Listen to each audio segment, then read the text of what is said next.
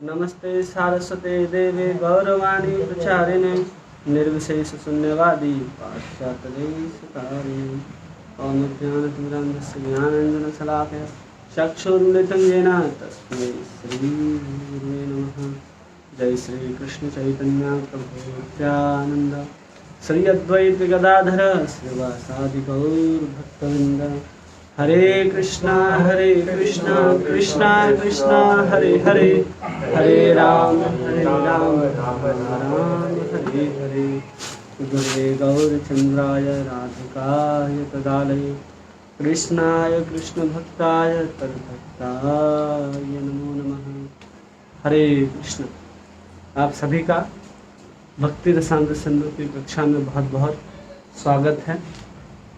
आज हम लोग अध्याय 28 देखने वाले हैं। क्या देखेंगे? अध्याय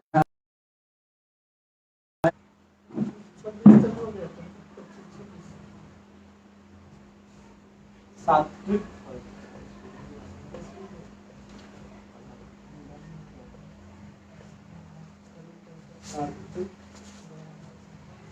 भाव। जो हम लोग अभी देख रहे हैं वो दक्षिण भाग के तीसरे भाग को देख रहे हैं। पहले हम लोगों ने विभाव को देखा, अनुभाव को देखा और हम लोग अभी सात्विक भाव को देख। ये तीसरा चल रहा है। दक्षिण भाग का तीसरा तरंग हम लोग पढ़ने वाले हैं, जो श्रील प्रभुपाद जी की पुस्तक में 28वें अध्याय में आता है, जिसका नाम प्रभुपाद जी ने दिया है अस्तित्वात्मक सात्विक भाव प्रेम। जो सबसे पहले हम लोग को क्या समझना है, ये समझना है कि हम लोग ये पढ़ रहे हैं किसके अंतर्गत आ रहा है। वो अभी भाव के अंतर्गत आ रहा है। हम बताए थे कि जो भाव भक्ति है, भाव भक्ति वो जब अस्थायी रूप से भगवान कृष्ण के साथ जुड़ करके किसी एक संबंध में स्थित हो जाती है तो अवस्था प्रेम कहलाती है। ठीक है। और यही भाव भक्ति के 5 स्तर हैं। सबसे पहले क्या है? विभाव। फिर अनुभाव, फिर सात्विक भाव,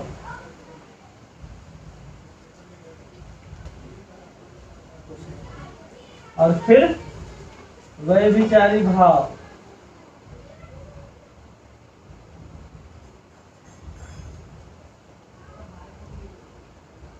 और अंत में स्थायी भाव।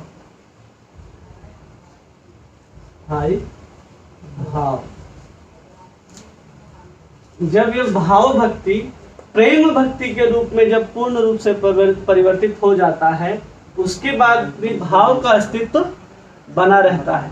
अब उसी भाव के अंतर्गत विभाव, अनुभाव, सात्विक भाव, व्यभिचारी भाव और 5वां स्थायी भाव। ये पांचों रस जब मिल जाते हैं, पांचों भाव जब एक साथ मिल जाते हैं, तब रस का निर्माण होता है। किसका निर्माण होता है? रस का निर्माण होता है। और वो रस भी फिर पुनः 5 प्रकार के होते हैं जो स्थायी रस के अंतर्गत आते हैं। तो अभी हम लोग पढ़ रहे हैं सात्विक भाव। विभाव हमने देखा आलंबन और उद्दीपन। आलंबन में भगवान कृष्ण के सभी गुणों को देखा और उनके उद्दीपन के रूप में हमने उनके वस्त्र, उनकी वंशी, उनकी लीला स्थल, उनकी तिथियां, वो सब हमने देखा। अनुभव में हम लोगों ने देखा कि शीत और क्षेपण 2 प्रकार के अनुभव होते हैं। उन दोनों में देखा, एक में 6 और दूसरे में 8 प्रकार के अनुभव आते हैं। और इन्हीं अनुभवों को जब एक अवस्था आ जाती है कि यही अनुभव आगे चल करके सात्विक भाव के रूप में दिखाई देने लगते हैं। अनुभव को अगर हम याद रखेंगे यहाँ पर, तो हम सात्विक भाव को बहुत आराम से समझ सकते हैं। तो अनुभव में जितना हंसना, रोना, गाना, चिल्लाना सब कुछ था, वो सब कुछ अनुभव और वही सब कुछ सात्विक भाव में आएगा। फिर भी दोनों में बहुत अंतर है। इसलिए इसको अलग रखा गया और इसको अलग रखा गया। सबसे पहले श्रील प्रभुपाद जी ने सात्विक भाव की परिभाषा क्या लिखी है? जब भक्त कृष्ण के प्रेम में प्रत्यक्ष या अप्रत्यक्ष संबंध से गहन रूप से प्रभावित होता है तो उसकी दशा सात्विक भाव दशा कहलाती है। प्रभुपाद जी ने क्या लिखा? कोई भी भक्त कृष्ण प्रेम के साथ प्रत्यक्ष संबंध से या अप्रत्यक्ष संबंध से गहन रूप से प्रभावित होता है तो वो अवस्था सात्विक भाव की अवस्था कहलाती है। और अनुभाव में क्या होता है? उसका जो भाव है उसके अंदर जब परिवर्तन आता है तब उसके अनुभाव दिखने लगते हैं। उसका चिल्लाना, रोना, ये सब प्रकट हो रहा है, जिसके बारे में हम लोगों ने कल सुना। लेकिन सात्विक भाव क्या है? जिसमें उसका जो कृष्ण के प्रति प्रेम है वो क्या हो रहा है? बहुत अधिक मात्रा में उसके साथ मिल गया है। और उसके बाद जो उसके शरीर में आंतरिक रूप से और बाहरी रूप से दोनों रूप में जो परिवर्तन दिखाई देते हैं उसको सात्विक भाव बोलते हैं। अनुभाव में हम देखें केवल बाहर के लक्षण हम लोग देख रहे थे, लेकिन यहाँ पर हम अंदर के परिवर्तन को भी देखेंगे और उस अंदर के परिवर्तन होने के कारण जो बाहरी लक्षण दिखाई देंगे शरीर के अंदर वो सात्विक भाव कहे जाएंगे। इस अनुभाव को यहाँ पर इंटेलिजेंट बुद्धि काम कर सकता है, लेकिन इस सात्विक भाव में बुद्धि काम नहीं करेगा। ठीक है, इसको आराम से समझते हैं। सबसे पहले समझेंगे हम लोग सत्व। एक बार हम सत्व बता रहे थे, किसी को याद है? हम बताए थे कि तीनों गुणों के अंदर की बात नहीं हो रही है, दूसरे सत्व की बात हो रही है। तो इस सत्य का यहाँ परिभाषा देते हैं कि कृष्ण संबंधानिधि साक्षात कश्चिद वा व्यवधानतः भावेश चित्तम इह क्रांत सत्वम इत्य उच्यते बुधा। रस के विषय में जब हृदय कृष्ण के संबंध में भाव से अभिभूत हो जाता है, किसके? कृष्ण के संबंध में भाव से अभिभूत हो जाता है, तो वो प्रत्यक्ष या अप्रत्यक्ष रूप से विद्वान उसे सत्व कहते हैं। क्या हुआ यहाँ पर? जो हृदय है, किसका हृदय? भक्तों का हृदय जो है वो भाव के साथ मिलकर अभिभूत हो जाता है। क्या हो जाता है? अभिभूत हो जाता है। भक्तों का हृदय भाव के साथ मिलेगा और फिर अभिभूत हो जाएगा। दो रूप से, एक अप्रत्यक्ष रूप से और दूसरा प्रत्यक्ष रूप से। तो उसको बुद्धिमान लोग क्या कहते हैं? सत्व कहते हैं। नहीं समझ में आया इतना आराम से?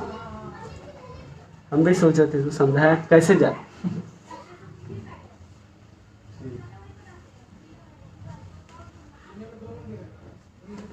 कभी कभी हमारे जीवन में भी ऐसा होता है कि हम लोग देखते हैं कि हम जिससे बहुत प्रेम करते हैं और उस प्रेम करने के कारण हम जिससे प्रेम कर रहे हैं, अगर उसके साथ कुछ भी होता है या वो हमारे से दूर चला जाए या वो हमारे सामने ना आए या उसको कोई तकलीफ हो जाए या ऐसा लगे कि कोई उसको पीट रहा है, ठीक है, तो हम क्या हैं? अभी उसके साथ हृदय के द्वारा पूर्ण रूप से जुड़े हुए हैं और उस जुड़ाव के कारण जो हमारे हृदय में परिवर्तन आएगा उस परिवर्तन को सत्व कहते हैं।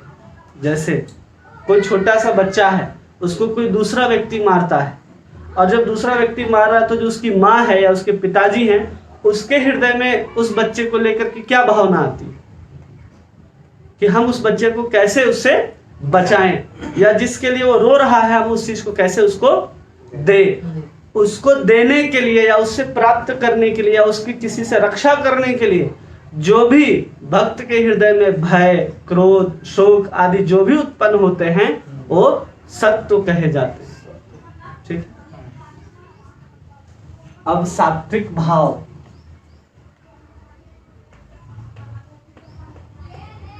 प्रभुपाद जी इसी को परिभाषा लिखिए एक लाइन में। प्रभुपाद जी ने लिखे सात्विक भाव क्या है, लेकिन यहाँ रूप गोस्वामी इसको केवल समझाने का प्रयास करते हैं कि सत्वाद अस्माद समुत्पन्ना ये से भावास्ते तो सात्विका स्निग्धा दिग्धास तथा रुक्षा इति अमित त्रिगुणा मतः।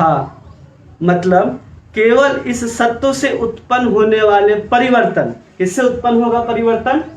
इस सत्व से। ये सत्व क्या है कि भक्त का हृदय भगवान कृष्ण के साथ भाव से अभिभूत हो गया है। किससे अभिभूत हो गया है? भाव से। जब भगवान कृष्ण का संबंध है, मान लीजिए हमारा और किसी का एक संबंध है, तो हम हर समय तो भाव में नहीं रहते, हर समय तो उसके पीछे पीछे नहीं घूमते। लेकिन उसी व्यक्ति को जब बीमार हो जाता है या कुछ भी हो जाता है, तो उस समय हम उसके प्रति जो भावना अपने अंदर लाते हैं, जो हमारे अंदर परिवर्तन आता है, उसको सत्व कहते हैं। और उस परिवर्तन के कारण जो भी बाहरी रूप से शरीर में प्रदर्शित होने लगता है, उसको सात्विक भाव कहते हैं। बाहरी रूप से? हाँ, जैसे मतलब एक्शन लेता है वो। हाँ, एक्शन लेता है ऐसा नहीं, वो कार्य करता है या प्रयास करता है। जैसे सत्व में हमने क्या बताया कि उसका हृदय कृष्ण के प्रति पूरी तरह से अभिभूत है। कृष्ण के साथ भक्त का हृदय जुड़ा हुआ है। कैसे जुड़ा हुआ है? भाव के माध्यम से। भाव के माध्यम से भक्त का हृदय कृष्ण के साथ जुड़ा हुआ है। अब उस जुड़ाव के कारण जो भी अभिभूत होता है, उस समय जो भी उसके हृदय से बाहर आता है या उसकी क्रियाओं के द्वारा बाहर आता है, उसको सत्व बोलते हैं। और वो सत्व कितने प्रकार से बाहर आता है, तो हमने अनुभव में पढ़ा। क्या पढ़ा? कि वो दौड़ रहा है, रो रहा है, चिल्ला रहा है, वो सब क्या है? अनुभव। तो वो अनुभव सब मिल करके, जब कुछ अनुभव एक साथ मिल करके आते हैं, तो उसको हम लोग क्या बोलते हैं? सात्विक भाव। मतलब सत्य कितने प्रकार बोलते हैं वो पता है? नहीं, सत्व पता है ना। सत्व दो प्रकार के होंगे, एक अप्रत्यक्ष, एक अप्रत्यक्ष और दूसरा प्रत्यक्ष। ये सत्व दो प्रकार के होंगे। एक भगवान के साथ सीधा संबंधित होगा और दूसरा भगवान के साथ इनडायरेक्टली रूप से भगवान से संबंध होगा। जैसे कोई घर में पति पत्नी का झगड़ा होता है या बच्चे को कुछ चाहिए होता है, और सरेआम अगर उसके पिताजी कहीं सड़क पर डांट देते हैं उस बच्चे को, तो उसकी माँ आकर के वापस आकर के उस बच्चे को ना डांट करके पति को डांटती। किसको डांटती? पति को। तो वो क्या हो गया? अप्रत्यक्ष रूप से डांटा जा रहा है। किसको डांटा जा रहा है? उसके पति को। और प्रत्यक्ष रूप से जब होगा, तो उस बच्चे ने गलती की थी, तो माँ डायरेक्ट किसको डांटेगी? बच्चे। तो ये हो गया सत्व, अप्रत्यक्ष रूप से और अप्रत्यक्ष रूप से। अब उसका जो डांटना है यहाँ पर, वो किससे कैसे प्रकट हो रहा है? सत्व के कारण। वो डांटना, मारना, क्रोधित होना, ये जितने भी अनुभव के स्वरूप हैं, वो जब सात्विक भाव के रूप में प्रकट होकर के अष्ट सात्विक भाव के रूप में परिवर्तित होंगे, उसको सात्विक भाव कहते हैं। नहीं समझ में आया? वैसे समझिए, इसका भी उपाय है।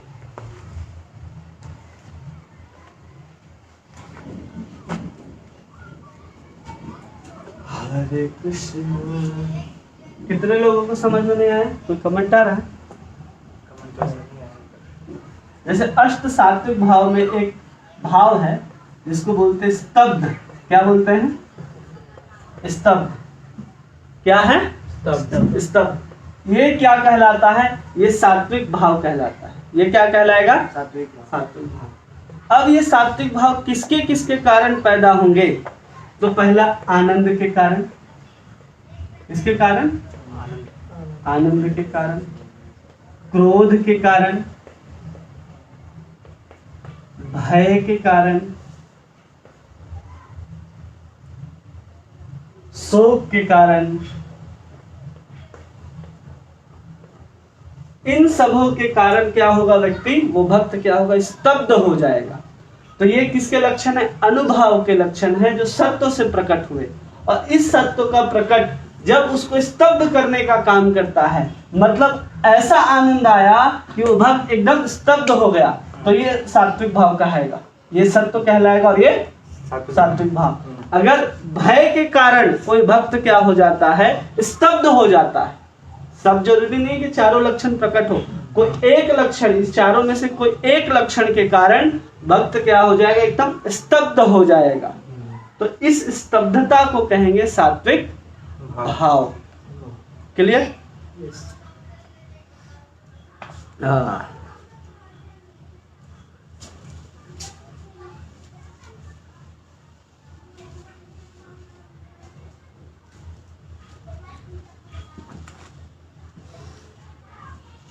सात्विक भाव हम लोग समझ गए।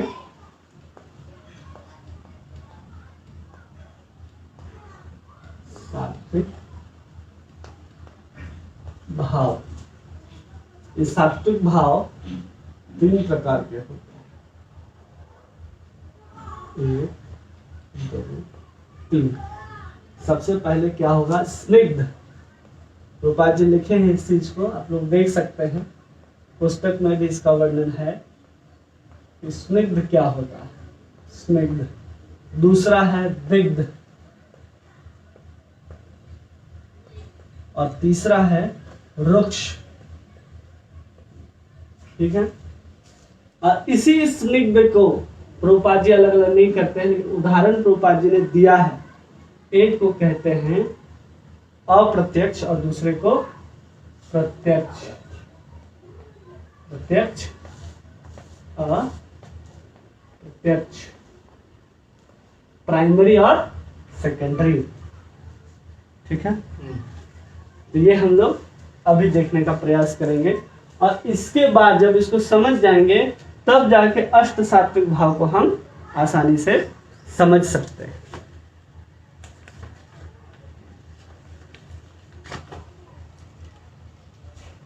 तो हम लोगों ने क्या किया, सात्विक भाव को 3 भागों में बांट दिया गया। सात्विक जो भाव प्रकट हो रहे हैं, एक स्निग्ध, एक दिग्ध और एक रुक्ष।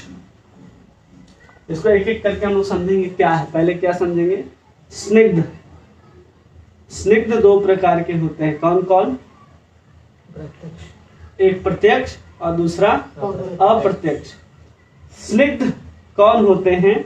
जो भगवान के स्नेही हैं, वास्तविक रति से उत्पन्न होते हैं। कैसे उत्पन्न होंगे? भगवान के साथ वास्तविक भाव जिसके साथ जुड़ा हुआ है, उसी के अंदर ये स्निग्ध सात्विक भाव प्रकट होगा। और दिग्ध जो है वो बिगड़ा हुआ भाव होगा, जो अन्य भावनाओं से उत्पन्न हुआ है, अन्य भावनाओं के साथ उत्पन्न हुआ है। और रुक्ष जो होगा वो रति से उत्पन्न होता है, लेकिन बिना रति से उत्पन्न होता है। इसको अदूषित या कंटामिनेटेड बोलते हैं। तो सबसे श्रेष्ठ जो सात्विक भाव होगा वो स्निग्ध के अंतर्गत आएगा। ठीक है। अब इसमें हमको ये समझना है कि प्रत्यक्ष भाव किसको कहते हैं और अप्रत्यक्ष किसको कहते हैं। ठीक है, वो समझ में आ गया ना तीनों। अब केवल हम लोग समझेंगे अप्रत्यक्ष और प्रत्यक्ष, दोनों का उदाहरण श्रील प्रभुपाद ने दिया है।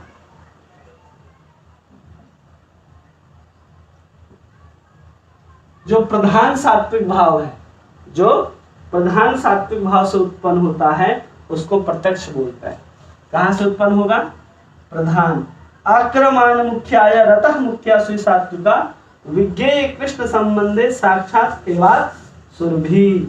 मतलब कि प्रधान सात्विक भाव प्रधान रति से ही उत्पन्न होगा। वो जो सात्विक भाव है वो प्रधान रति से उत्पन्न होगा। प्रधान रति से, रति और भाव में कोई अंतर नहीं है। प्रधान रति से जो भी हमारे अंदर सात्विक भाव उत्पन्न होगा वो प्रत्यक्ष कहा जाएगा। क्या कहा जाएगा? प्रत्यक्ष।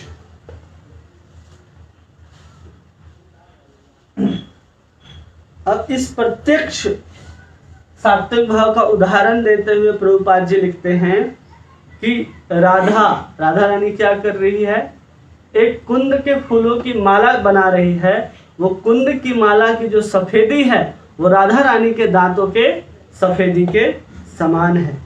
और मुकुंद के लिए कुंद के फूलों की माला एक उत्कृष्ट माला बनाते हुए जब भगवान कृष्ण की बांसुरी को सुनती है तो क्या हो जाती है? स्तब्ध हो जाती है। कैसे स्तब्ध हुई? प्रधान रति के भाव से प्रत्यक्ष अनुभव हुआ कि कृष्ण की बांसुरी उसके कान में जाती है। वो बांसुरी सुन करके राधा रानी क्या हो जा रही है? स्तब्ध हो जा रही है। ये प्रधान रति के अंदर प्रत्यक्ष सात्विक भाव का उदाहरण है। ठीक है। अब सेकेंडरी अप्रत्यक्ष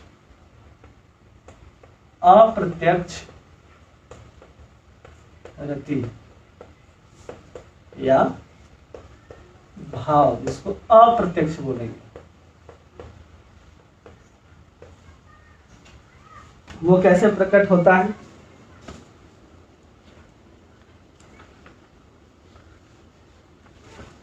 जो रति है, किसकी रति? भगवान के प्रति जो हमारी रति है, वह सात्विक भाव, जो सात्विक भाव है वो द्वितीय अवस्था में प्रकट होती है, जब कृष्ण के साथ जो संबंध है वो कुछ हद तक, कितना? कुछ हद तक अप्रत्यक्ष होता है। मतलब डायरेक्ट भगवान के साथ जिसका संबंध न होता हो उसको अप्रत्यक्ष सात्विक भाव कहेंगे। जिसके उदाहरण में लिखते हैं, जब कृष्ण, भगवान कृष्ण जो हैं, जैसे एक चातक पक्षी है, वो चातक पक्षी क्या करता है? हमेशा बादलों को देखता रहता है कि अब बारिश होगा, हम उसको ग्रहण करेंगे। वैसे ही माता यशोदा कृष्ण के प्रति भाव रखती है। और जब नंद बाबा मथुरा लेकर के चले गए, किसको? कृष्ण को। अक्रूर के साथ नंद बाबा भी गए थे और कुछ उनके दोस्त भी गए थे।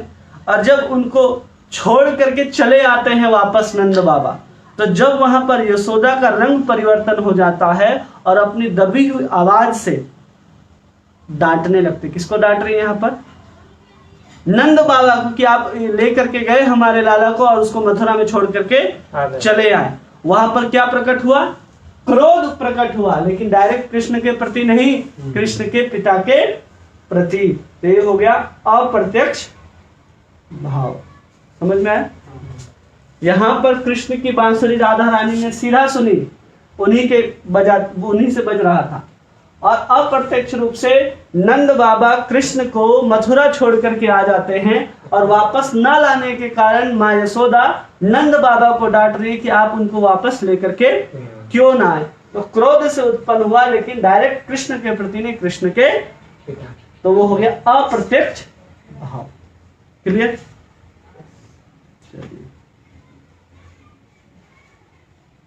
ठीक है। अब हम लोग समझेंगे दिग्धा। ये दिग्ध क्या होता? तो रूप गोस्वामी वर्णन करते हैं, रति द्वय बिना भूतेर भावेर मनसः अक्रामा जने जातः रतो दिग्धास्ते चेद रत्या अनुगामिनः। जब वास्तविक रति रखने वाले, कैसा रति? वास्तविक रति रखने वाले व्यक्ति का हृदय, वास्तविक रति मान लीजिए किसी भी भक्त का है, तो प्रत्यक्ष या अप्रत्यक्ष रति के अलावा किसी अन्य भावना से अभिभूत हो जाता है। इस दोनों की भावना के अलावा किसी भावना से अभिभूत हो जाता है, तो उस वास्तविक रति के साथ जो प्रकट होता है उसको दिग्धा सात्विक भाव कहते हैं। थोड़ा सा हार्ड हुआ ना? हिंदी हार्ड हुआ। अच्छा, आप लोग ये तो समझे ना कि प्रत्यक्ष रति और अप्रत्यक्ष सात्विक भाव में क्या? स्निग्ध में क्या बताया? स्निग्ध क्या होता है?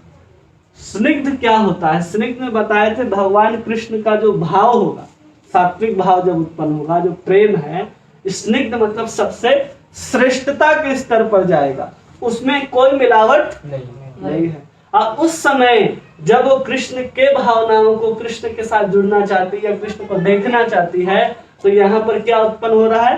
राधा रानी स्तंभित हो जा रही है। यहाँ अप्रत्यक्ष रूप से माँ यशोदा कृष्ण को देखना चाहती थी और नंद बाबा कृष्ण को वापस नहीं लाते हैं। न लाने के कारण नंद बाबा को डांट मिलती है, न कि कृष्ण को। तो अप्रत्यक्षता के कारण जो भाव उत्पन्न हुआ, जो सात्विक भाव उत्पन्न हुआ, यहाँ पर जो भाव उत्पन्न हुआ माँ यशोदा के द्वारा, वो कौन सा था? क्रोध। ये कहलाएगा सात्विक भाव। ठीक है, क्लियर? दिग्ध किसको कहा जाता है? तो एक बार फिर से ध्यान दीजिए। जब कोई भी व्यक्ति जो भगवान के प्रति वास्तविक रति को या भाव को उत्पन्न कर चुका है या प्राप्त कर चुका है, उसका भाव प्रत्यक्ष या अप्रत्यक्ष रति के अलावा किसी अन्य भावना से अभिभूत होता है। न जिसमें कृष्ण डायरेक्ट संबंध है न इनडायरेक्ट संबंध है, लेकिन किसी और भावना के साथ अभिभूत हो जाता है, तो यह भावना वास्तविक रति के साथ जब प्रकट होती है तो इसको दिग्धा सात्विक भाव कहते हैं। उसमें मिश्रित नहीं, ये दोनों नहीं होगा लेकिन कुछ और होगा, तो वो जब भावना आएगी तो उसको बोलते हैं दिग्ध। इसका उदाहरण देते हैं प्रभुपाद जी। क्या हो गया कि कृष्ण से सीधा संबंध नहीं है और किसी को डांटना भी नहीं, तो वर्णन करते हैं कि पूत नाम यह निसाम्यम निशायाम स निशांत लुट्ठ उद्भट गात्रिम कंपितांग लतिका ब्रजरागी पुत्रम आकुल मतिर विचोनती। एक बार रात को माँ यशोदा अपने नंद महल में शयन कर रही थी और उस शयन के दौरान स्वप्न देखती है कि पूतना जो है वो उनके घर में आकर के घूम रही है, इधर से उधर लुढ़क रही है। तो उस भय से वो तुरंत उठती है और चारों तरफ ढूंढना शुरू करती है कि कहाँ है पूतना और कहाँ है मेरे गोपाल। तो इस भाव को क्या बोलते हैं? दिग्धा सात्विक भाव। समझे? ये उदाहरण है प्रभुपाद जी का, इससे आराम से समझ में आएगा। ठीक है। और जब वो कृष्ण को ढूंढने के लिए उठी बिस्तर से, तो उसके शरीर में जो परिवर्तन आ रहे थे, जैसे कंपन, यहां पर क्या आया? दिग्धा कंपन। इस कंपन के कारण ये कंपन क्या कहा जाएगा? सात्विक भाव। ठीक है, ऐसे धीरे धीरे समझ जाओ। रुक्ष मतलब क्या होता है?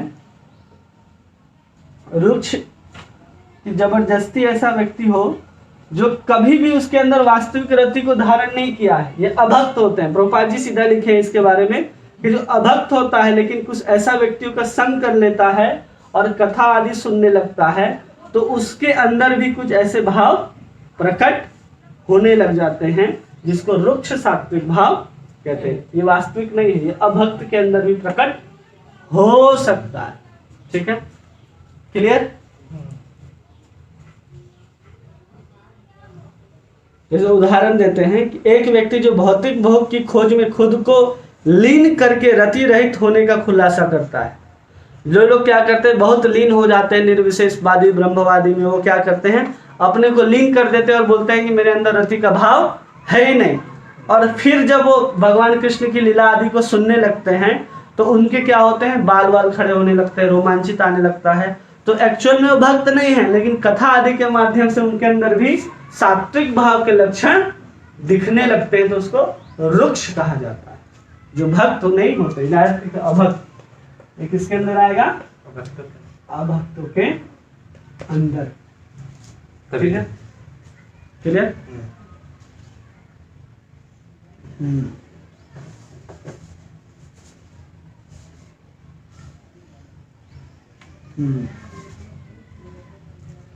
अब कहा जा रहा है कि सात्विक भाव प्रकट कैसे होते हैं। इधर मिटा दें। हाँ।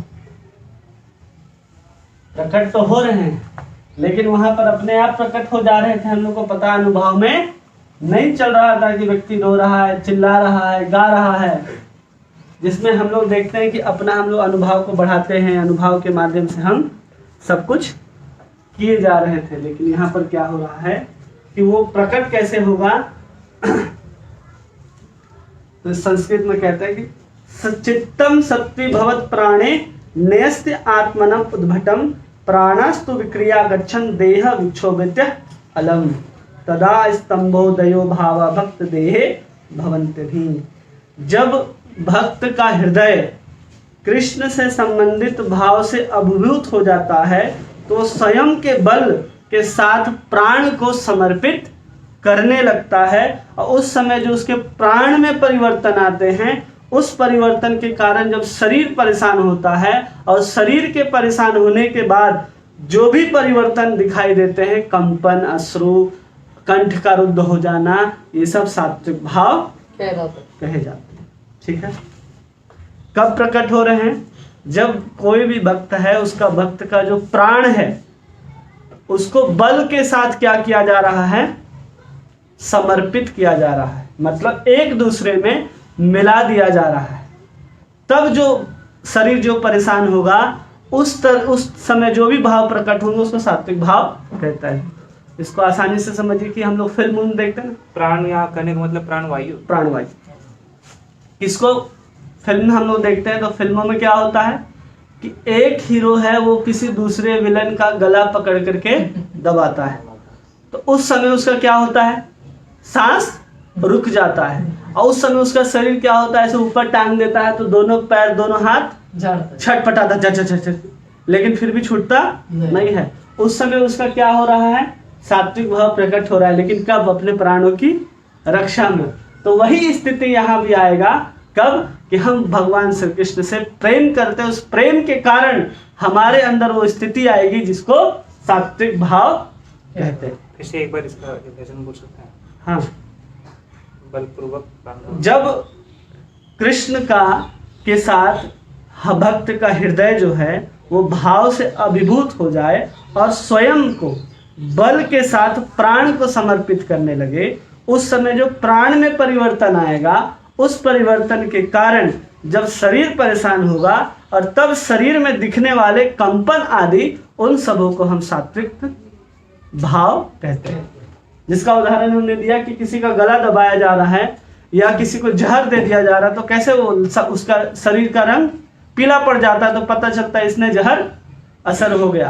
किसी को करंट लगता है तो उसका शरीर सफेद हो जाता है या काला हो जाता है, या फिर किसी को देखेंगे बहुत मार दिया जाए तो उसका शरीर सूज जाता है, उसको जोर जोर से सांस आने लगता है। या किसी बच्चा से कुछ दो सवाल पूछ लिया जाए और कोई ऐसा व्यक्ति पूछ रहा हो कि वो डंडा से बात करता हो उस बच्चे के साथ, जैसे वो छोटा सा वीडियो नहीं आया था, हम कल बना के आएंगे, उसको इंजेक्शन दिखाता तो कैसे रो करके बोलता है, तो वो सब भाव जो है वो सात्विक भाव के कारण प्रकट हो रहे, क्योंकि बचना चाह रहा। उस बचने की क्रिया में अपना जो बल है प्राण के साथ जब संघर्ष करता है, एक दूसरे में मिलाने लगता है, तो शरीर के अंदर आए हुए बाहरी परिवर्तनों को सात्विक भाव कहते हैं। ठीक है, अभी कितने प्रकार का होता है, तो ये 8 प्रकार का होता है। ठीक है, सबसे पहला स्तंभित होना। क्या होना? स्तंभित। स्तंभित, स्तब्ध या स्तंभित दोनों लिख सकते हैं। स्तंभित, स्तंभित, स्तब्ध। ठीक है, फिर स्वेद। गोपाल जी ने इसको पूरा नहीं लिखा है, 4 या 5 लिखा है, 8 नहीं लिखा गोपाल जी। कितना है देख लो तो एक बार। 1 2 3 4 5 6 7 7 ही है ना? 7 नहीं है, वो 6 ही है। आखिरी बोला नहीं। रोमांच। हाँ, वाणी का अवरुद्ध होना। वाणी का अवरुद्ध होना।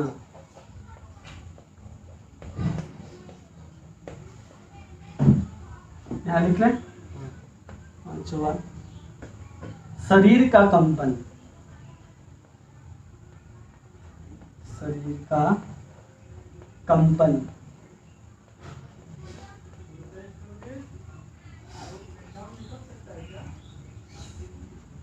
इसको मिटा दे, इधर हो गया होगा। इसमें समस्या नहीं है, इसमें जो दिख वृक्ष में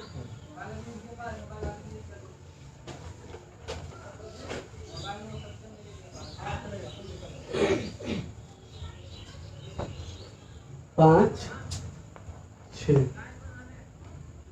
शरीर का रंग बदलना। शरीर का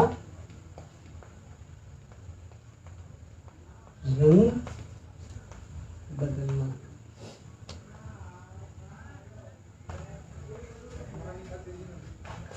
सातवां, अश्रुपात।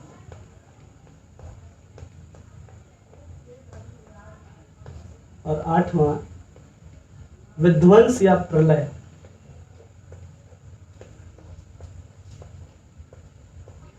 विध्वंस। ठीक है, ये 8 प्रकार के सात्विक भाव होते हैं। एक प्रश्न है। शर्माने के कारण अगर किसी कारण बदलता है तो क्या सात्विक भाव है? इसके कारण शर्माने के कारण सर माने के कारण क्या बदलता है? रंग वो अनुभव के कारण, वो हम बताए हैं अनुभव, वो अनुभव है, सात्विक भाव नहीं। कुछ कुछ एक जैसा लग रहा है इसलिए समझाने के लिए इसको बताया गया है। ठीक है, हमने क्या बताया अभी? बल जो है प्राण के साथ जब समर्पित होने लगे तो शरीर में आए हुए परिवर्तन, बाहरी परिवर्तन को हम लोग सात्विक भाव कहते हैं। तो उसको रूप गोस्वामी बताते हैं कि कब क्या चीज प्रकट होगा। जो 4 तत्व हैं, कौन कौन से तत्व हैं? पृथ्वी, पृथ्वी,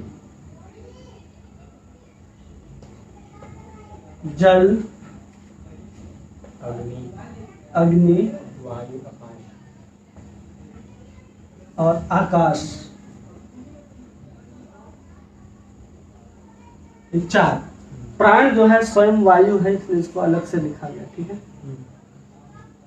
तो ये क्या है? पृथ्वी, जल, अग्नि और आकाश। आकाश। जब पृथ्वी के साथ हमारा जो प्राण है वो आश्रय लेने लगता है, किसके साथ आश्रय लेता है? पृथ्वी के साथ, पृथ्वी के साथ आश्रय लेता है तो आश्चर्य उत्पन्न होता है। तो क्या उत्पन्न होगा? आश्चर्य। आश्चर्य।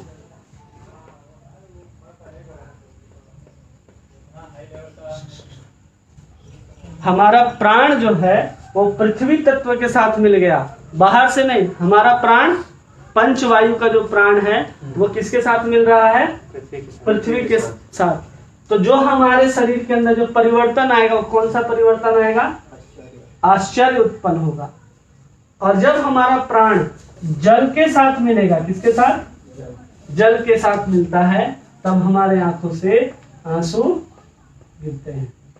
ऐसे आंसू नहीं गिरते। हमारा जो प्राण तत्व है जब तक जल तत्व के साथ नहीं मिलेगा आंसू नहीं गिरेंगे। और फिर अग्नि तत्व के साथ जब हमारा प्राण तत्व मिल जाता है तो उस समय पसीना आता है। क्या आएगा? पसीना आएगा। रंग परिवर्तन हो जाएगा शरीर का। किसका? रंग परिवर्तन।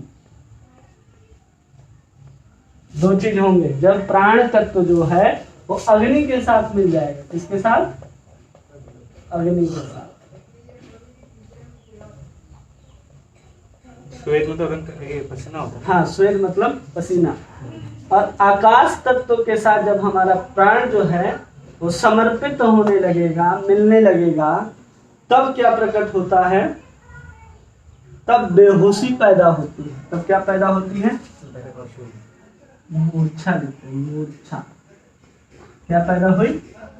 मूर्छा। आकाश तत्व जो है वो प्राण तत्व के साथ जब विलीन होने, प्राण तत्व जब आकाश से विलीन होने लगे तब उल्टा नहीं जाएगा, उधर से इधर आएगा। ठीक है,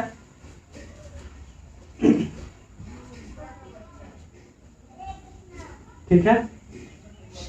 और जगह है, ठीक है। अब जो प्राण तत्व है, जो हमारा प्राण है, वो प्राण कैसे मिलना चाहिए? तो कुछ ही हद तक अपना आश्रय ले। पूर्ण रूप से अपना आश्रय न ले तो सर के बाल खड़े होते हैं। प्राण प्लस प्राण, लेकिन उसका जो मात्रा होगा वो कम होगा। मतलब 5 प्राण है, उसमें 1 प्राण और 4 प्राण के साथ मिले तो हमारे जो सर के बाल है ना वो खड़े होंगे। सर के बाल खड़े होंगे। कब? जब प्राण तत्व प्राण से मिले, या प्राण तत्व कुछ हद तक वायु के साथ मिले। ज्यादा समझ जा रहा है। प्राण तत्व जो है वो किसके साथ मिले? वायु के साथ। लेकिन कैसा? कुछ ही मात्रा में, तब जाकर के सिर के बाल खड़े होंगे। और प्राण तत्व जो है वो वायु के साथ कुछ अधिक मात्रा में, मतलब मध्यम अवस्था में जब जाकर के मिलेगा तो शरीर कांपने लगेगा। क्या कांपेगा? शरीर कांपना। और जब पूर्ण रूप से जब आश्रय ले लेता है, चरम सीमा तक जब अपना आश्रय ले लेगा प्राण तत्व वायु के साथ, तब हमारे शरीर के अंदर जो परिवर्तन आएंगी, कि हमारा जो आवाज है उसमें परिवर्तन आ जाएगा। इसमें है वाणी का अवरुद्ध होना। ये कब होगा? जब हमारा प्राण तत्व जो है वो क्या कर रहा है, वायु के साथ पूर्ण रूप से मिल जा रहा है। यहाँ पर अल्प मात्रा में मिल रहा है, यहाँ मध्य मात्रा में मिल रहा है, और यहाँ पूर्ण मात्रा में मिल रहा है। समझ गए? तो ये जो परिवर्तन आते हैं जब भी शरीर के अंदर, तब जो क्या प्रकट होता है, पृथ्वी प्राण से मिल गया तो आश्चर्य, और प्राण जल से मिल गया तो आंसू, प्राण अग्नि से मिल गया तो पसीना और रंग का परिवर्तन, प्राण आकाश के साथ मिल गया तो मूर्छा, प्राण वायु के साथ अल्प मात्रा में मिलेगी तो सर का बाल खड़े हो जाएंगे, प्राण और वायु मध्य अवस्था में मध्य मात्रा में मिलेंगी तो शरीर कांपने लगेगा, और प्राण वायु के साथ पूर्ण मात्रा में मिल जाएगी तो उस समय हमारा आवाज जो है या तो रुक रुक के आएगा, या तो हम उस पूरे सेंटेंस को बोल ही नहीं सकते। उस अवस्था को बोलते हैं वाणी का अवरुद्ध होना। तो इसके कारण ये सब कुछ होने वाले हैं। समझ? उस समय तो बाहरी सब कुछ था कि हम भाव के कारण हंस रहे हैं, रो रहे हैं, गा रहे हैं, लेकिन वही अवस्था क्या हो गई, यहाँ पर प्राण तक चला गया है। अब यहाँ पर आपका बुद्धि काम नहीं करेगा। अनुभव में आप बुद्धि लगा सकते थे, यहाँ आप बुद्धि नहीं लगा सकते। और कुछ और एक बात और कहते हैं, बहिर्अंतश्च विक्षोभ। इस तरह सात्विक भाव आंतरिक और बाह्य दोनों तरह से अत्याधिक शांति पैदा करते हैं, अंदर और बाहर। और अनुभव में हम क्या देख रहे थे, केवल बाहर, लेकिन अंदर क्या हो रहा है, तो अंदर प्राणी हमारा इधर से उधर हो जा रहा है। ठीक है। अशांति को सात्विक भाव का अनुभव पक्ष कहते हैं, या अनुभाव पक्ष बोलते हैं। किसको? ज्ञानी शरीर की अशांति को और हृदय की अशांति को सात्विक भाव का व्यभिचार पहलू कहते हैं। ठीक है।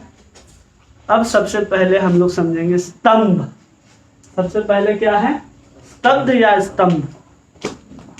ठीक है। इसको मिटाएं, 8 लिखिए इसको।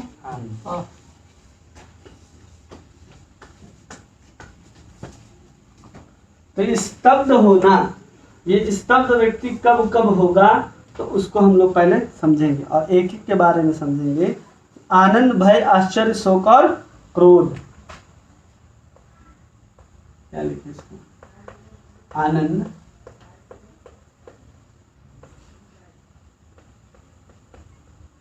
भय,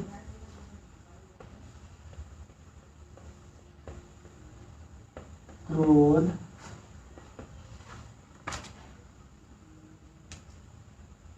आश्चर्य और शोक।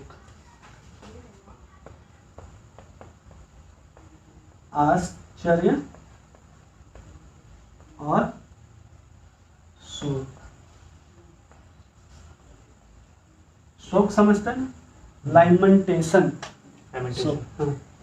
तो 1 2 3 4 5 ये क्या हो गए, हमारे शरीर के अंदर आए हुए परिवर्तन।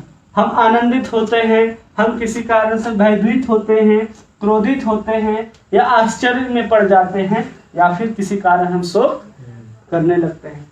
इनके कारण अगर किसी भी भक्त के अंदर स्तब्धता आती है तो स्तब्धता सात्विक भाव रह जाएगी। और ये सब क्यों आते हैं, तो हमने बताया कि कौन सा तत्व किसके साथ मिलेगा तो ये सब प्रकट होंगे। और शोक, क्रोध, भय ये अनुभव हैं। क्या है? अनुभव है। उन अनुभवों के कारण भी अगर किसी के अंदर अष्ट सात्विक भाव मतलब स्तब्धता, शरीर का रंग बदलना, अश्रुपात आते हैं तो वो सात्विक भाव कहे जाएंगे। दोनों में इतना अंतर है। ठीक है। तो सबसे पहले हम लोग देखते हैं स्तब्धता। तो स्तब्धता जो है वो कैसे प्रकट होगी, तो हमने उसके लक्षण लिखे, या तो आनंद से, भय से, या क्रोध से, या आश्चर्य से, या शोक से। इसके कारण जो प्रकट होंगे, परम योग का भाव लक्षण प्रकट होगा, वो स्तब्ध करेगा। कैसे?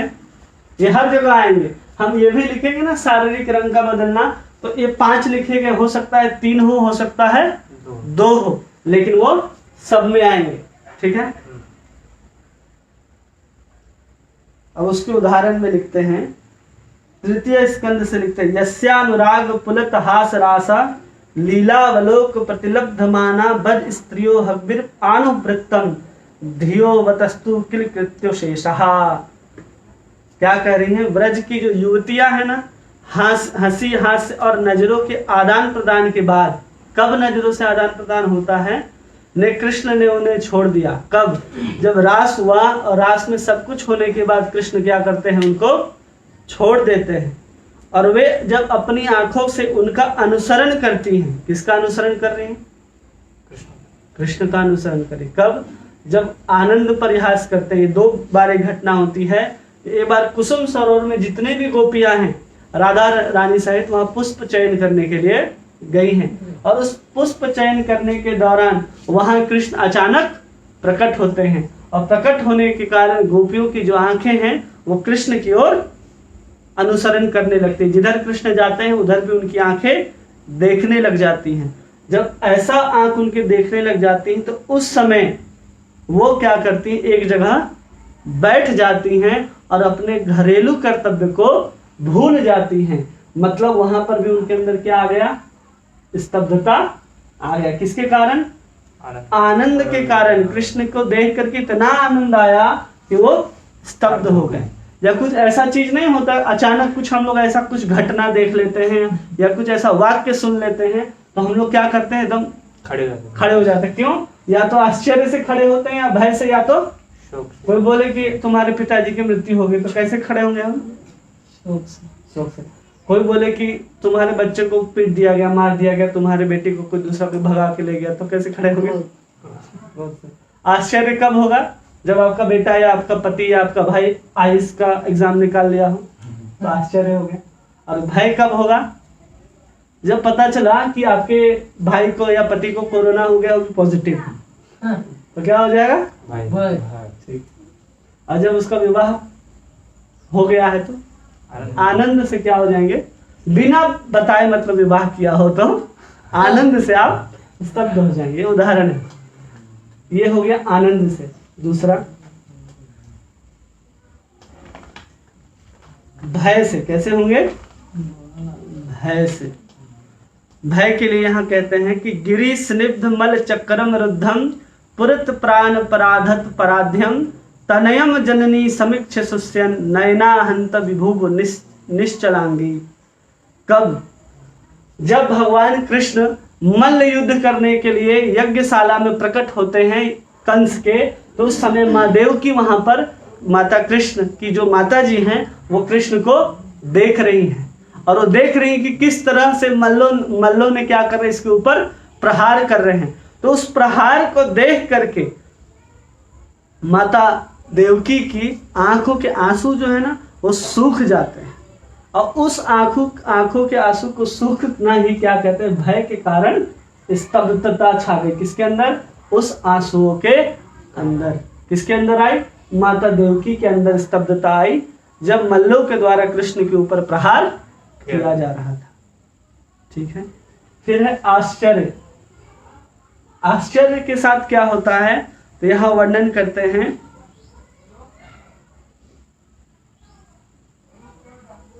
कि ततोकुट कोदय, भागवत के 10वें स्कंद में आता है कि उन विष्णु मूर्तियों का तेज की शक्ति में भगवान ब्रह्मा ने अपनी 11 इंद्रियों से चकित होकर के दिव्य आनंद से चकित हो गई। जैसे कोई ग्राम देवता किसी छोटे बच्चे के सामने प्रकट हो जाए तो उसकी अवस्था क्या हो जाएगी? तो छोटा सा मिट्टी का गुड़िया कैसे चुप हो जाता है, जो कुछ नहीं बोलता जब तक उसको दबा पां पां पां बोलता है। वैसे ब्रह्मा जी बहुत कुछ बोल रहे थे, बहुत कुछ कर रहे थे, लेकिन जब देखते हैं कि सब बछड़ों को तो हम चुरा करके ले गए, लेकिन यहाँ सब विष्णु मूर्ति के रूप में पुनः दिखाई दे रहे हैं, तो उस समय आश्चर्य के कारण वो क्या रह जाते हैं? स्तब्ध रह जाते हैं। समझ में आ रहा है? और फिर है एक और उदाहरण है कि शीशो श्यामस्य पश्यन्ति शैलम अब्रिलिहम करे चित्रार्पते वासित गोष्ठी गोष्ठ निवासी नाम। एक छोटा सा बच्चा अपने हाथ में गोवर्धन उठा लिया है और उस गोवर्धन पर्वत जो है आकाश को छू रहा है। और जब इस दृश्य को इंद्र देखता है कि जितने भी ग्वाल बाल हैं वहां पर कृष्ण के समीप आकर के ऐसे खड़े हैं, जैसे एक पेंटिंग को देखते हैं ना कि सब कुछ कैसे खड़े हैं, ऐसे भगवान लेकर खड़े हैं, ग्वाल बाल सब खड़े हैं, कोई हिल नहीं रहा है। क्यों सब कोई वहां आ गए? क्योंकि भगवान कृष्ण के सानिध्य में हैं और कृष्ण उनकी रक्षा कर रहे हैं। तो आश्चर्य के साथ यहाँ इंद्र स्तब्ध हो गया। अब है सो था अघासुर का भाई बकासुर जब आया तो उस बकासुर के जब मुंह के अंदर जब भगवान प्रवेश कर रहे थे तो जितने भी देवता हैं वो क्या करने लग जाते हैं? सो कि आए थे हमारा उद्धार करने और इसको कौन मार रहा है? एक बकासुर मार रहा है। तो शोकाकुल होकर के जितने भी देवता थे वो एक चित्रपट में खींचे गए मूर्तियों के समान खड़े होकर के स्तब्ध रह गए। ठीक है। अब आता है क्रोध। क्रोध से कब? जब अश्वत्थामा भगवान श्री कृष्ण को बहुत गाली दे रहा है, उस समय क्या होता है कि जल्दबाजी में कुछ न करते हुए अर्जुन बिल्कुल स्तब्ध रह जाता है कि भगवान को ये कैसे बोल रहा है। एक उदाहरण आता है कि भीम भी वहां पर शिशुपाल को मारने के लिए उद्यत हुए थे, लेकिन वो भी स्तब्ध रह गए। ठीक है।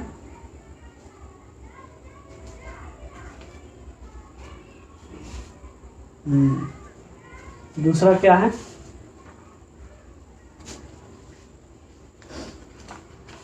ये हो गया, क्या हो गया? स्तब्धता। अब स्तब्धता के बाद हम लोग दूसरा देखेंगे स्वेद। स्वेद। स्वेद कब आता है? स्वेद कब आता है? जब प्राण तत्व तो अग्नि के साथ मिल जाता है तो रंग का परिवर्तन और पसीना आता है। ठीक है।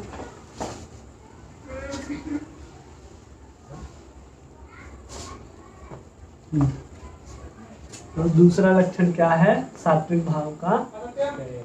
स्वेद। स्वेद का अर्थ होता है पसीना निकलना।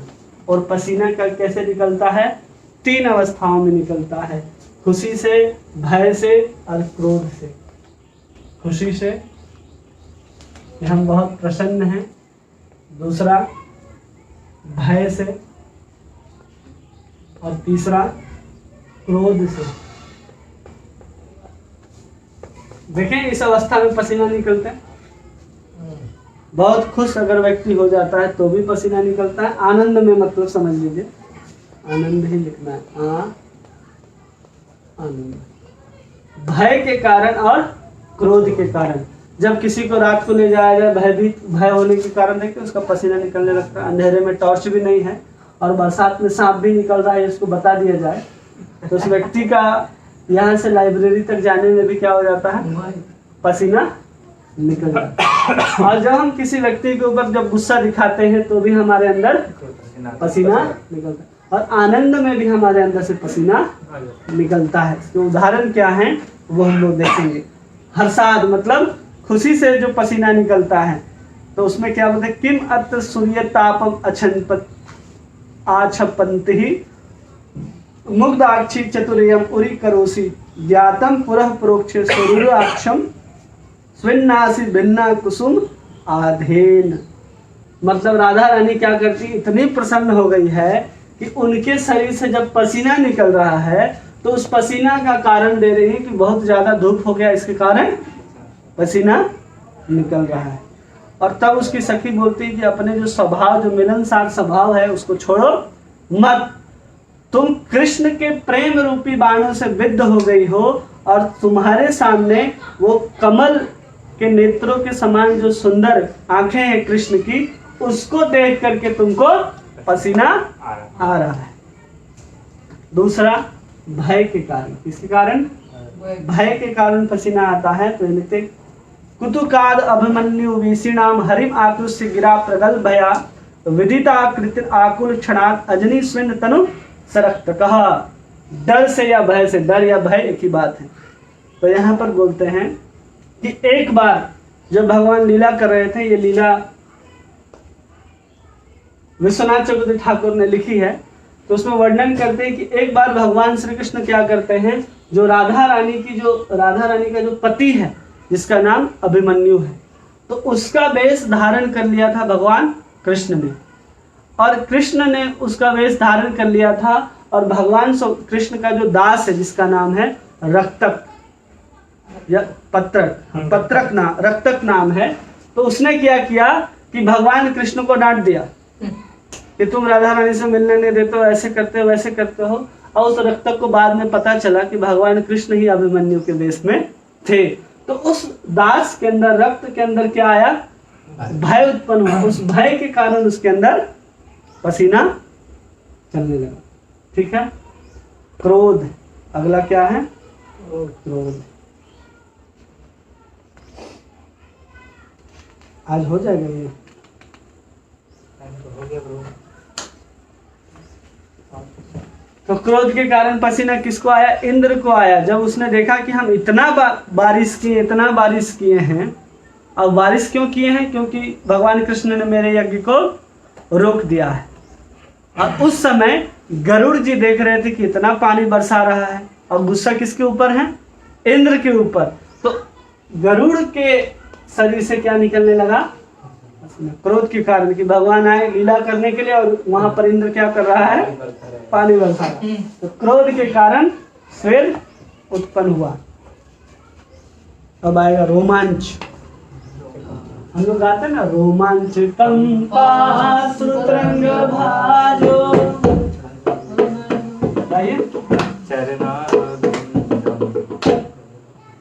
तो रोमांच क्यों आता है, शरीर के अंदर क्या आया, रोमांच, रोमांस में रोमांच। तो रोमांच में क्या होता है कि सिर के बाल खड़े हो जाते हैं। कोई व्यक्ति रोमांचित हो जाता है, जैसे करंट का शॉक लगता है तो कैसे सब बाल खड़े हो जाते हैं।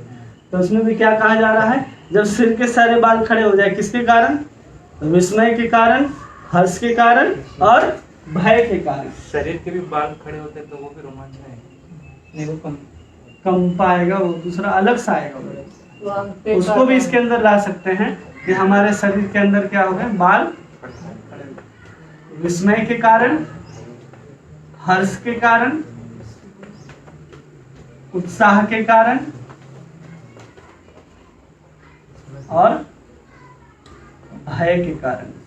तो इसमें कुछ कुछ देखेंगे ना, तो उदाहरण प्रभुपाद जी से मिलता है, क्योंकि कुछ कुछ प्रभुपाद जी ने लिखा है इसको, तो हमको पूर्ण रूप से देखने के लिए मिल जाता है। तो विस्मय के कारण मतलब आश्चर्य, विस्मय का मतलब क्या होता है, आश्चर्य। ठीक है। इसका उदाहरण देते हैं कि डिम्बस्य जिम्राम भजतस् त्रिलोकी विलोक्य विलक्षवती मुखांता विभु गोष्ठेन्द्र कुटुंबनीयम तनु रूहे कंग मलितांग यष्टि। मतलब कि ब्रह्मांड घाट में जब माँ यशोदा ने देखा कि कन्हैया ने क्या किया है, माटी को खाया, और खाने के बाद जब बोलती है कि मुंह को खोलो, तो उस समय समस्त ब्रह्मांड उसको भगवान कृष्ण के मुखों के अंदर दिखाई देते, उस मुख के अंदर दिखाई देने लगते हैं, और उसके अंदर समस्त ग्रह भी दिखाई देते हैं, और कान पकड़ करके माता यशोदा खड़ी है, वो भी उसी मुख के अंदर दिखाई देता है। तो विस्मय के कारण माता यशोदा के जो बाल हैं वो खड़े हो जाते हैं। तो किसके कारण रोमांच आया माँ यशोदा के अंदर, विस्मयता के कारण।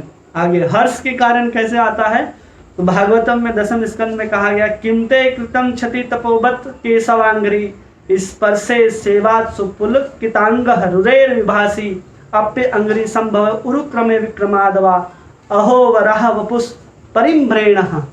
क्या कह रहे हैं कि हे पृथ्वी माता, इसको कहा जा रहा है, संबोधन कर रही है गोपियां कि आपने जरूर कुछ ऐसा पुण्य किया होगा कि सबसे पहले भगवान कृष्ण के चरण कमलों का स्पर्श आपको प्राप्त हुआ है।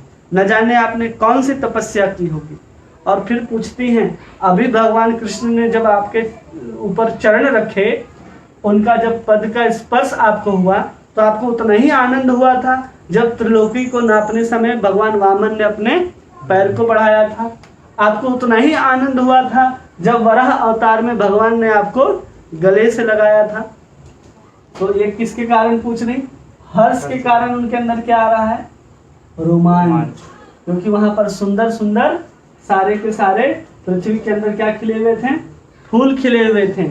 और उस फूल को धरती माता के बाल के रूप में गिना जाता है। तो वो सब सुंदर खड़े हो गए थे। फिर गोपियां उन बालों को, उन वृक्षों को बालों के रूप में संबोधित करती हुई कहती हैं। फिर है उत्साह, मतलब उत्सुकता के कारण। तो कैसी उत्सुकता है? तो एक बार क्या हुआ कि भगवान कृष्ण ने क्या किया, सबको खेलने के लिए अपना जो श्रृंगी है उसको बजाते हैं। तो श्रीदामा तुरंत पहुंचता है वहां पर, इसलिए भगवान के साथ लड़ाई करने के लिए। तो उसमें क्या हो जाता है? रोमांचित हो जाता है कि अब हम भगवान को उठा करके पटकेंगे। भय के कारण, इसके कारण विश्व रूपम धर्म अद्भुताकृतम प्रेक्ष तत्व पुरुषोत्तरम पुरा अर्जुन सपादि सुस्य अननः शिश्रे विकट कंटका तनुम। भय किसको हो गया? अर्जुन को हो गया भगवान का विश्व रूप देख करके। तो भगवत गीता में बोलता है ना कि इसको बंद कीजिए, हमको क्या हो रहा है? डर लग रहा है। तब उसके सब कुछ प्रकट होने लगे। आगे स्वर भेद, जल्दी जल्दी जल्दी। तीसरा है ना चौथा स्वर तीसरा है ना। तो स्वर भेद क्या होता है इसको पहले समझना है कि विषाद, विस्मय, हर्ष, हर्ष भित्स आदि संभवम, आवाज की विकृति को स्वर भेद कहा जाता है। इसकी विकृति? आवाज की। चौथा वही बोल रहे हैं। चौथा स्तंभ, श्वेत, रोमांच, वाणी का अवरोध। तो क्या है? स्वर भेद, जिसमें वाणी दुख से उसके सात्विक भाव प्रकट हो रहे हैं। दूसरा है विस्मयता के कारण, मतलब आश्चर्य के कारण विस्मय। तीसरा है क्रोध के कारण। फिर है हर्ष के कारण और भय के कारण। इसमें 5 कारण है जिसके कारण हमारे अंदर सात्विक भाव प्रकट होते हैं। जिसमें पहला क्या है? दुख के कारण। इसका उदाहरण देती हैं कि ब्रजरागी रथात पुरोहरिं स्वयं इत्थम अर्ध वर्षिण जल्पया हियम एन दिशा गुरुवो अपि सलंथयान केली रुदिता सखी। हे ब्रजरानी यशोदा, कृपया कृष्ण को व्यक्तिगत रूप से क्या कर रही है? जितनी भी गोपियां हैं, खास करके राधा रानी क्या बोल रही हैं? दुख के कारण बोल रही हैं कि आप कृष्ण को रथ से उतार लो और उसको मथुरा जाने से रोको। दुख से आतुर होकर के राधा रानी कृष्ण को रोकना चाहती हैं। उस समय उनका जो कंठ है ना वो अवरुद्ध हो गया। तो कितना ही वाक्य बोल सकी कि वो कहती है कि कृष्ण को रोक लो। ये भी नहीं बोली कि मथुरा जाने से रोक लो, केवल यही बोलती है कि कृष्ण को रोक लो। फिर दूसरा है विस्मय के कारण। विस्मयता के कारण क्या होता है कि भगवान ने अपराध किया, ब्रह्मा जी ने समस्त बछड़ों को उठा करके ले गए। और ले जाने के बाद क्या होता है कि भगवान कृष्ण के सामने आते और देखते हैं कृष्ण को कोई फर्क पड़ ही नहीं रहा है। तब दोनों आंखों से आंसू पोंछते हुए भगवान की स्तुति करना आरंभ करते हैं। उस समय उनका शरीर जो है बहुत कांप रहा था और लड़खड़ाते हुए शब्दों में भगवान ने दसम स्कंद के 14वें अध्याय में भगवान की स्तुति आरंभ की है। यहाँ ब्रह्मा जी हो गए। अब है अमरसाद अर्थात क्रोध। क्रोध के कारण हमारे अंदर सात्विक भाव कहाँ से आ रहे हैं? तो उसके उदाहरण के रूप में देते हैं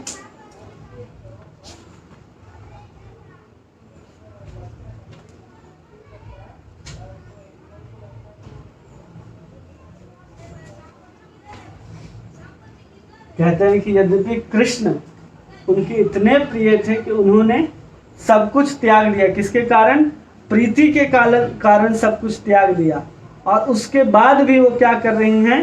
रोना शुरू करती हैं और अपने आंखों को पोंछ करके बोलना शुरू करती। कब?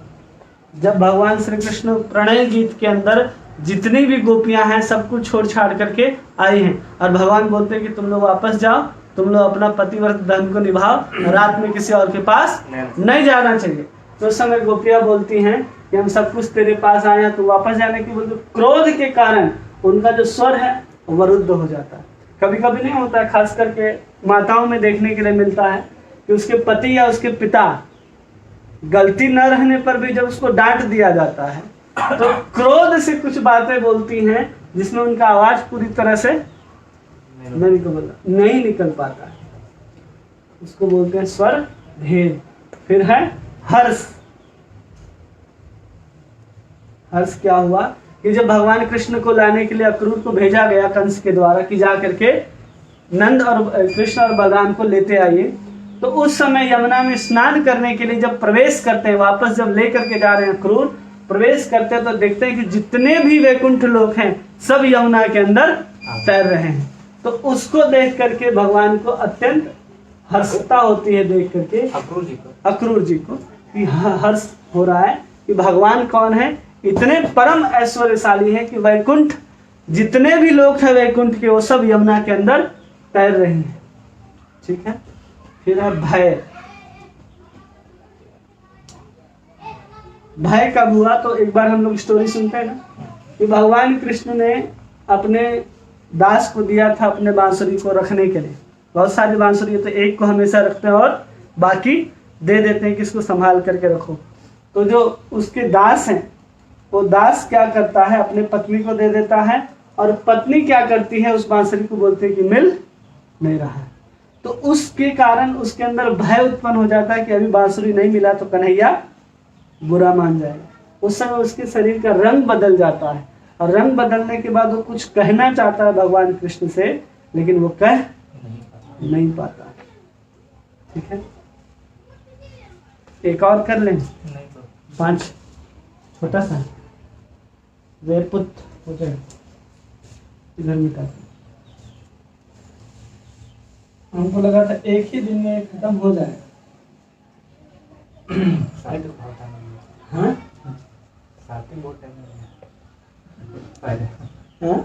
पहले टाइम मिले साथ में बहुत। हाँ। 5वां है ना, वेपुत मतलब कांपना। क्या हो रहा है? कांपना। क्या कांपेगा? शरीर कांपेगा। किसके कारण? तो अत्याधिक भय। यहाँ पर जो भय होगा वो अधिक अत्याधिक भय के कारण, दूसरा क्रोध के कारण, तीसरा हर्ष के कारण। ये 3 कारणों से क्या होगा? शरीर कांपेगा। कांपेगा कब? इधर जब हमारा प्राण तत्व जो है वो वायु के साथ मध्य मात्रा में जब मिलने लगेगा, दोनों एक दूसरे में समर्पित होने लगेंगे तो हमारा शरीर कांपने लगेगा।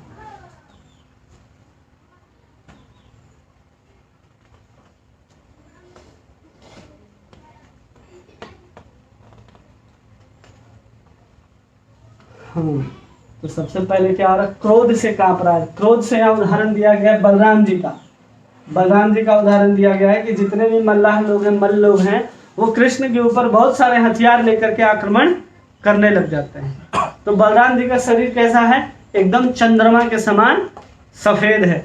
और कंस के सहायक को देखते हैं कि मारने के लिए आए तो अत्याधिक क्रोधित हो जाते हैं। उस क्रोध के कारण शरीर उनका कांपने लगता है। ठीक है। भय से कैसे? अत्याधिक भय। क्या है? अत्याधिक भय। इसका उदाहरण मिलता है कि जब ब्रज के निवासियों को बकासुर के शत्रु कृष्ण द्वारा संरक्षित किया गया था। विशाल बल्ला पर वैसे उठाया, चेहरा काला पड़ गया। हाँ, जब इंद्र ने क्या किया? वर्षा किया। और वर्षा करने के बाद इंद्र स्वयं आकर के देखता है कि हम तो अभी तक सब बहा दिए होंगे, पूरा ब्रज बह गया होगा। लेकिन जैसे ही आकर के देखता है तो भगवान श्री कृष्ण क्या करते हैं? छाते की तरह गोवर्धन को उठा करके खड़े हैं। इस स्वरूप को जैसे इंद्र देखता है, इंद्र का पूरा शरीर काला पड़ जाता है और कांपने लगता है। तो क्रोध के कारण इंद्र का। भय का। हाँ, भय के कारण, अत्याधिक भय के कारण इंद्र का। और फिर है हर्ष के कारण। और ये रंग है, इसको कब रंग कैसा होता है तो इसके लिए भी लिखा गया है कि दुख जब होगा ना व्यक्ति के अंदर, अधिक दुख के कारण जब रंग का परिवर्तन होगा तो सफेद होगा। अगर कोई व्यक्ति का रंग बदला है दुख के कारण तो रंग सफेद हो जाएगा, और कभी ग्रे कलर का या फिर काला हो जाएगा, कब? क्रोध के कारण। और कभी कभी क्रोध के कारण लाल भी हो जाएगा, और डर से जो रंग बदलेगा वो सफेद या काला होगा। मतलब तीन ही कलर। रंग बदलना अगले वाले में है ना, अभी तो ठीक है, लेकिन बदलेगा कैसे रंग? तो वो बताया जा रहा है कि दुख से रंग कैसा हो जाएगा?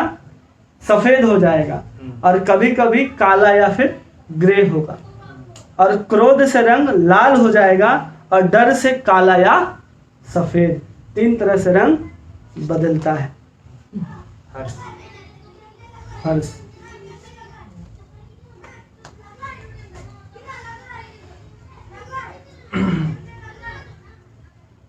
हर्ष से क्या होगा?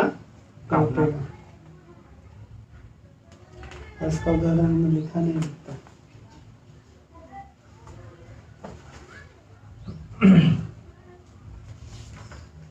रोष, भय और विषाद। क्रोध, भय और विषाद। विषाद कहा जाता है, बड़े वचन देखा जाता है। श्रुधारा नहीं है, उसका उदाहरण नहीं दिया गया है, रूपा जी में नहीं दिया है। कैसे शरीर कांपता है, तो हर्ष के कारण हम समझ सकते हैं कि कैसे शरीर कांप सकता है। तो हम पहले भी उदाहरण दिए कि बहुत सारा ऐसा खुशी का जो समय होता है, उस समय क्या होता है, हमारा शरीर जो है वो प्रसन्नता से, आनंद से हमारा शरीर कांपना आरंभ कर देता है।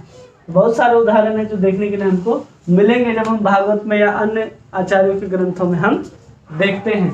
तो इन तीन कारणों के कारण वो कांपना जो है, सात्विक भाव हमारे अंदर प्रकट होगा। तो बाकी के तीन भाव जो हैं वो आगे पढ़ेंगे, और सात्विक भाव का जो तीव्रता है उसको पुनः 4 भागों में बांट दिया गया है, उसको भी देखेंगे। और इसी अध्याय में देखेंगे रत्याभास क्या होता है, रत्याभास के सात्विक भावाभास के कितने प्रकार होते हैं। ये अगले हम लोग सत्र में पूरा करेंगे। आप सभी का बहुत बहुत धन्यवाद। श्रील प्रभुपाद की जय। हरे कृष्ण।